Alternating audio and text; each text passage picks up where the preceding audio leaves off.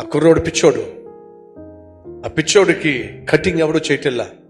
తను వచ్చి కటింగ్ చేస్తావా అని అంటే కూర్చోమన్నాడు. అది చూస్తే కొంచెం కాస్ట్లీగా అనిపించింది.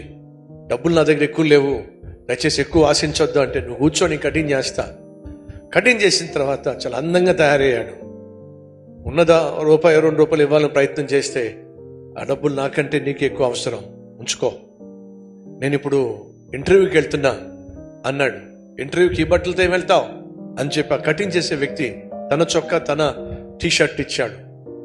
నేను ఏ విధంగా రుణం తీర్చుకోగలను? ఏ విధంగా అంటే, ఎవరికైనా ఇలాంటి కష్టం వచ్చినప్పుడు వాళ్ళకు ఇలాగే దయను చూపించు. ఇంటర్వ్యూలో సెలెక్ట్ అయ్యాడు, ఉద్యోగం సంపాదించాడు. ఆ తర్వాత రియల్ ఎస్టేట్లోకి వెళ్ళాడు. ఇల్లు కొనడము, ఇల్లు అమ్మడం, బాగా డబ్బు సంపాదించాడు. ఆ తర్వాత ఒక మంచి ఇల్లు కొన్నాడు. ఆ ఇల్లు కొన్న తాళం చేతులు తీసుకుని ఎవరు జ్ఞాపకం వచ్చారో తెలుసా? ఈరోజు నేను ఈ స్థితికి వచ్చానంటే, ఆ రోజు ఆ బార్బర్ ఉచితంగా కటింగ్ చేసి బట్టలు ఇచ్చి ఇంటర్వ్యూకి పంపించి ఉండకపోతే ఈ స్థాయికి వచ్చేవాడు కాదు. కాబట్టి ఈ ఇల్లు ఆ బార్బర్కే నేను ఇవ్వాలి అని చెప్పి ఆ బార్బర్ దగ్గరికి వెళ్ళి ఆ తాళం చేతిలో పెట్టి, నువ్వు చేసిన సహాయానికి కృతజ్ఞతగా ఈ ఇంటిని నీకు కానుకగా ఇస్తున్నాను. చేసింది దయతో మేలు, ఆ మేలు తిరిగి వచ్చేసింది.